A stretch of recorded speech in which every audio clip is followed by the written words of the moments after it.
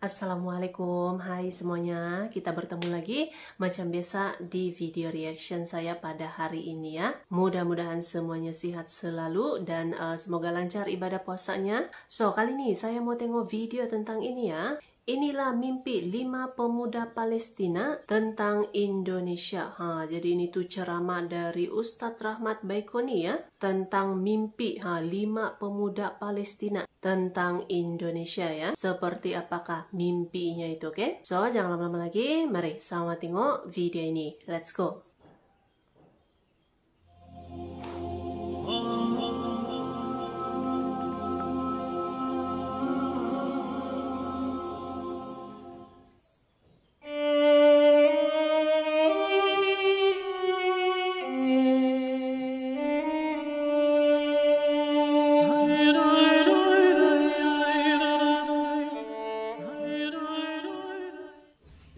Rasulullah berkata, "Ya ahla Syam, ya ahla Gaza, innal ladina sayuharrirukum min zulmil yahuda wa yu'aduna al-aqsa ala rihabikum ikhwatukumul muslimun al-Indonesia."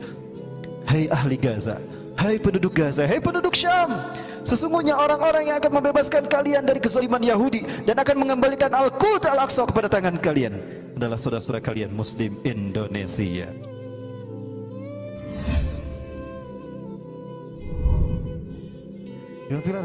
Lalu apa hikmahnya bagi kita sekalian, para sekalian? Ya, jadi hijrahnya Rasulullah ke Masjidil Aqsa ini adalah isyarat kalau titik tolak kebangkitan Islam ini dari Masjidil Aqsa. Dan itu akan dimulai dengan sholat berjamaahnya umat Islam di sini. Siapa mereka? Taifah Mansurah. Yang kedua, Ahlu Syam. Yang ketiga, Ashabul Aritisud. Para pembawa panji hitam ini akan bergerak dari bumi Khurasan. Dan di manakah Khurasan? Khurasan itu di Afghanistan. Ya. Wafilah Rasulullah SAW pernah ketika berperang, selesai perang Rasulullah memerintahkan pada Abdullah bin Hawalah al-Azdi untuk berkeliling mencari makanan karena saat itu dalam kondisi lapar. Tapi ternyata berjam-jam berkeliling tidak mendapatkan ghanimah. Tidak ada hewan seekor pun, baik itu ke unta, kuda, kambing ataupun sapi, tidak ditemukan.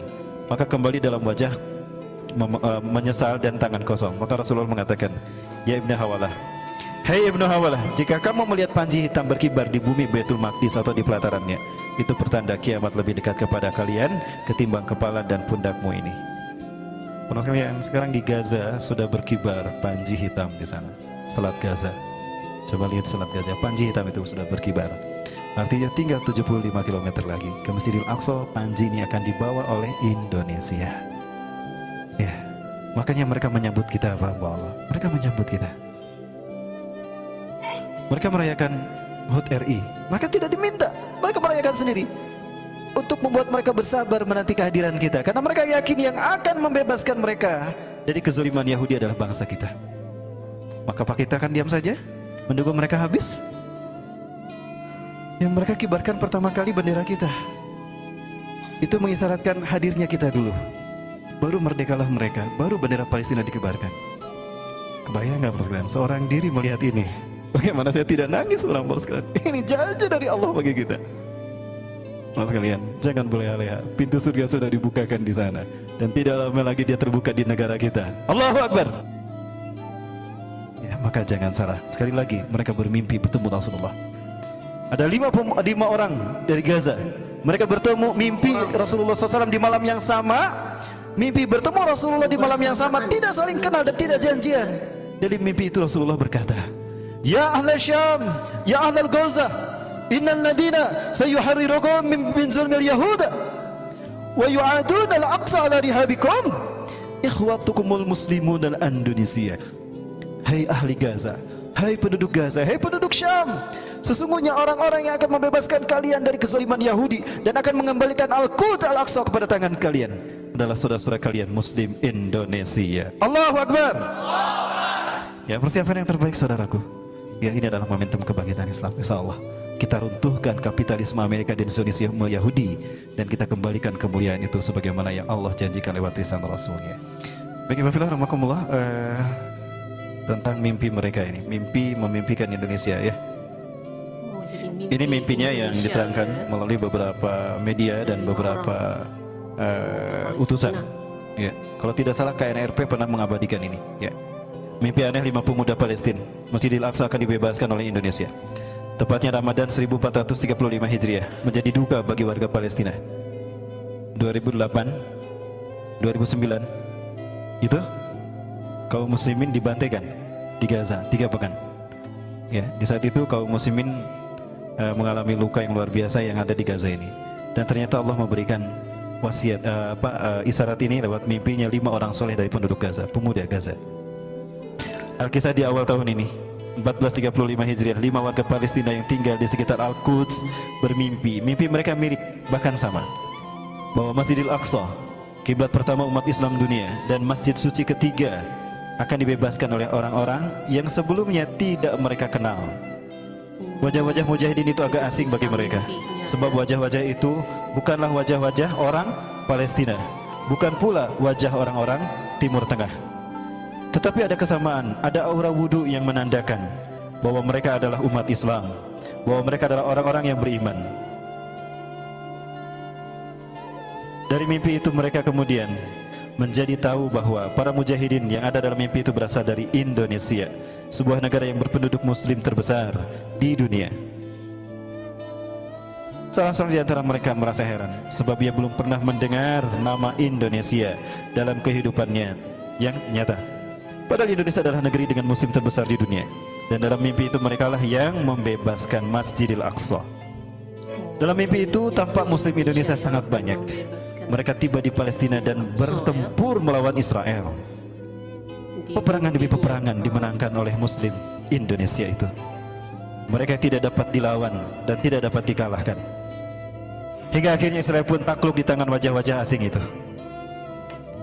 Badal Islamu ghoriba wa sayaudu ghoriba kama bada. Islam datang asing pertama kali dan akan kembali asing kepada Allah. Fatubalil ghuraba, maka berbahagialah bagi orang-orang yang asing. Famanil ghuraba ya Rasulullah? Siapakah al-ghuraba itu Rasulullah? Alladzina yuhyuna ma amatana min sunnati, ma amatana min sunnati. Orang-orang yang menghidupkan kembali sunnahku yang dimatikan oleh manusia. Sunnah untuk berjamaah salat di Masjidil Aqsa. Itu adalah sunnah yang saat ini ditinggalkan. Maka itu akan dilakukan dan itu akan menunjukkan bendera yang akan berkibar di sana adalah merah putih. Betul? Allahu Akbar. Insyaallah di antara mereka adalah kita. Mereka orang-orang Indonesia itu datang bagai air bah. Mereka memenangkan peperangan demi peperangan dan Israel pun pada akhirnya tunduk kepada mereka. Salah seorang menceritakan mimpinya saat bertemu secara kebetulan dengan orang yang bermimpi sama. Kok mimpi kita sama? Kita tidak saling kenal dan kita tidak berjanji sebelumnya. Kisah mimpi ini telah dimuat di Nabawiyah, salah satu majalah ternama di sana di Gaza, bersama dakwah pada bulan Februari lalu. Namun kini kembali ramai diperbincangkan dan di-share di media sosial tentang mimpi ini. Sebagian orang tidak percaya dengan mimpi aneh tersebut, dan sebagian lainnya percaya bahwa bisa jadi mimpi itu benar adanya. Sementara lebih banyak lagi orang-orang yang tersentuh dengan kabar mimpi tersebut dan menjadikannya sebagai motivasi untuk terus mempersiapkan diri membela Palestina. Terus membela Palestina. Sebab mimpi itu benar adanya dan tidak ada orang ketiga yang memang sengaja membuat mimpi itu ada. Jikapun ada, ini menjadi PR bagi umat Islam Indonesia yang memiliki umat Islam terbesar dan terbanyak di dunia. Kata Warlan Nasti mengomentari kabar mimpi tersebut.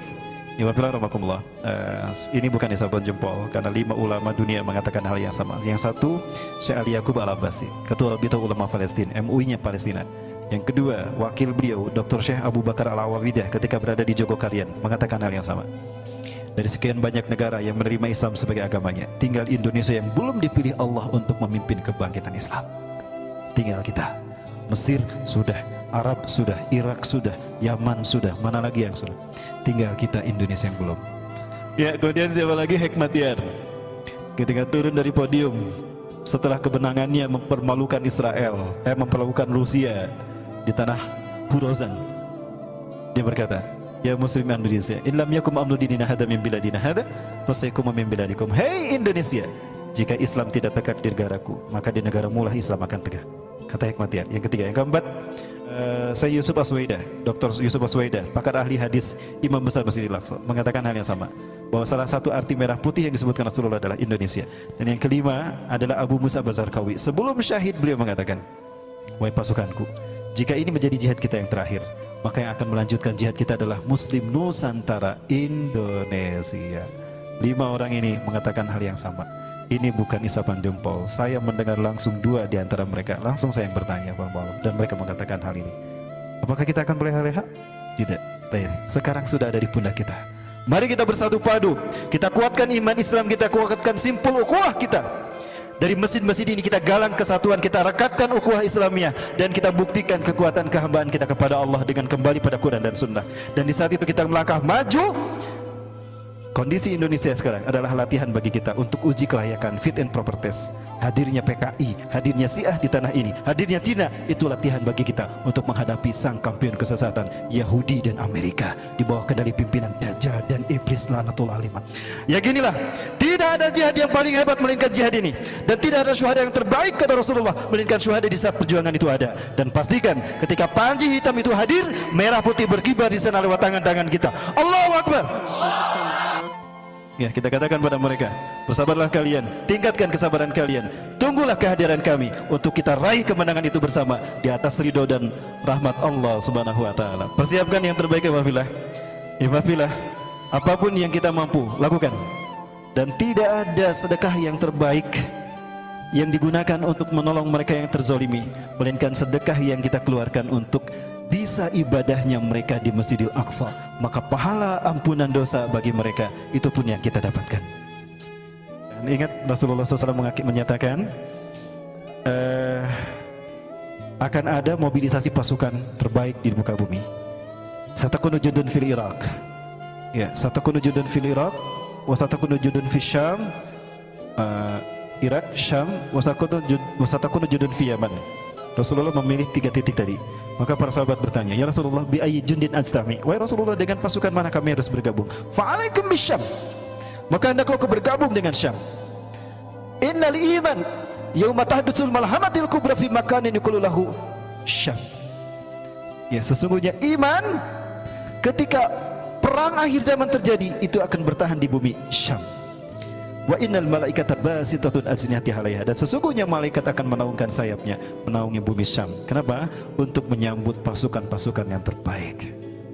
Rasulullah SAW menyebutkan, la taqumu sa'atu hatta yatahawwalu syiraru ahli Syam ila al-Iraq wa hiyalu ahli al-Iraq ila Syam. Kiamat tidak akan terjadi sehingga seburuk-buruk penduduk Syam nanti akan terusir ke Irak, dan sebaik-baik penduduk Irak akan hijrah ke Syam. Artinya Syiah Rafidah, Syiah Nusairiyah, dan Syiah yang lain serta kekafiran kemusyrikan akan hilang dari Syam dengan masuknya hamba-hamba Allah yang terbaik. Salah satunya adalah kita, Indonesia. Amin insyaallah. Allahu Akbar. Oke. Jadi mimpi 5 pemuda tidak saling kenal, tapi mimpinya tuh hampir sama gitu, memimpikan tentang Indonesia lah yang akan membebaskan Masjidil Aqsa gitu ya. Sebuah motivasi gitu kan untuk terus membela Palestina gitu. Seperti yang kita ketahui juga ya, Indonesia pun tidak pernah putus asa, tidak pernah lelah gitu kan untuk membela kemerdekaan Palestina gitu. Memang luar biasa sekali ya. So, terima kasih banyak sebab kami sudah menonton video ini. Jangan lupa untuk subscribe, like, komen, dan juga share ya.